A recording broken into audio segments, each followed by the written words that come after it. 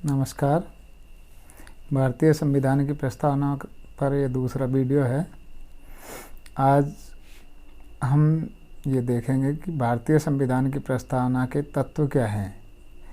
भारत में संविधान की प्रस्तावना के 4 मुख्य तत्व हैं, जिनसे हमारे संविधान की प्रस्तावना के महत्व का पता चलता है। इन 4 तत्वों में पहला है भारतीय शासन और राजनीति में सत्ता का स्रोत क्या है। हमारे संविधान में जो प्रथम वाक्यांश है वह है हम भारत के लोग, जिससे ये पता चलता है कि भारत में लौकिक संप्रभुता की अवधारणा अपनाई गई है। यानी भारत की जनता सत्ता का स्रोत है।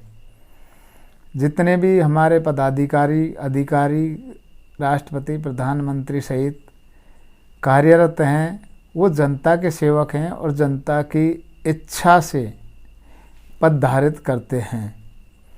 अब प्रश्न उठता है कि हमने ये शब्दावली कहाँ से ली है। तो हम भारत के लोग शब्दावली अमेरिकी संविधान से प्रभावित है, जहाँ लिखा गया है हम अमेरिका के लोग। प्रस्तावना का दूसरा तत्व है कि भारतीय राज्य की प्रकृति क्या होगी। संविधान को जब हम पढ़ते हैं तो हम देखते हैं कि संविधान में भारतीय राज्य के स्वरूप के संदर्भ में प्रस्तावना में कई शब्दों का प्रयोग किया गया है। वो शब्द हैं भारत को संपूर्ण प्रभुत्व संपन्न समाजवादी पंथनिरपेक्ष गणराज्य बनाने के लिए। यानी भारतीय राज्य का चरित्र संपूर्ण प्रभुत्व संपन्न होगा, समाजवादी होगा, पंथनिरपेक्ष होगा, लोकतंत्रात्मक होगा और गणराज्य होगा। इन शब्दों की व्याख्या हम आगे करेंगे। प्रस्तावना का जो तीसरा तत्व है वो ये है कि प्रस्तावना से हमें ये पता चलता है कि हमारे संविधान के कुछ निश्चित उद्देश्य निर्धारित किए गए हैं। वो निश्चित उद्देश्य ऐसे हैं जिन्हें हमें संविधान के माध्यम से प्राप्त करना है या जनता को उपलब्ध कराना है। इन उद्देश्यों में न्याय, स्वतंत्रता, समानता, व्यक्ति की गरिमा, राष्ट्र की एकता और अखंडता तथा बंधुता जैसे शब्द समाहित हैं। यानी ये उद्देश्य हैं। न्याय में हम 3 तरह के न्याय की बात करते हैं, सामाजिक, आर्थिक और राजनीतिक न्याय। स्वतंत्रता में हम 5 तरह की स्वतंत्रताओं की बात कर रहे हैं, विचार अभिव्यक्ति की स्वतंत्रता, विश्वास की स्वतंत्रता, धर्म की स्वतंत्रता और उपासना की स्वतंत्रता। इसी तरह समानता में हम 2 तरह की समानता की बात प्रस्तावना में करते हैं, प्रतिष्ठा की और अवसर की समानता। व्यक्ति की गरिमा को हमारे यहाँ शुरू से ही महत्व दिया गया है, प्राचीन काल से महत्व दिया गया है और राष्ट्रीय आंदोलन के दौरान भी व्यक्ति की गरिमा पर बल देने वाली नीतियों पर हमारे राष्ट्रीय नेताओं ने बल दिया था और उसको अब भी संविधान की प्रस्तावना में महत्व दिया गया है।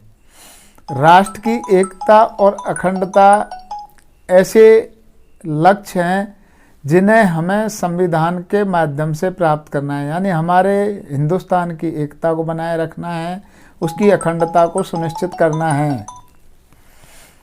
साथ ही हमें बंधुता बनाए रखनी है, जैसा कि हमारे यहाँ कहा गया है वसुधैव कुटुंबकम। यानी हमारा संविधान जिस बंधुता की बात करता है वो बंधुता न केवल हिंदुस्तान में हमारे यहाँ की आबादी के लिए, हिंदुस्तान की जनता के लिए चाहिए, निर्धारित की गई है, वरन हम वैश्विक स्तर पर भी बंधुता को बढ़ावा देना चाहते हैं।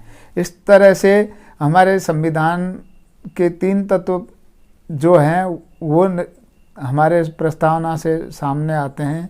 चौथा तत्व है वो यह है कि प्रस्तावना हमें ये बताती है कि भारतीय संविधान के अपनाने की तारीख और तिथि क्या है। प्रस्तावना में जो अंतिम पंक्तियां हैं उनसे ये पता चलता है कि भारत का संविधान 26 नवंबर 1949 ईस्वी मिति मार्गशीर्ष शुक्ला सप्तमी विक्रम संवत 2006 को अंगीकृत, अधिनियमित और आत्मार्पित किया गया। ये संविधान के 4 तत्व हैं, प्रस्तावना के 4 तत्व हैं, जिनसे हमारे संविधान की प्रस्तावना के महत्व का पता लगता है और ये पता लगता है कि संविधान की प्रस्तावना हमारे लिए कितनी महत्वपूर्ण है। अगले भी कुछ वीडियो में हम प्रस्तावना के बारे में और पढ़ेंगे। धन्यवाद।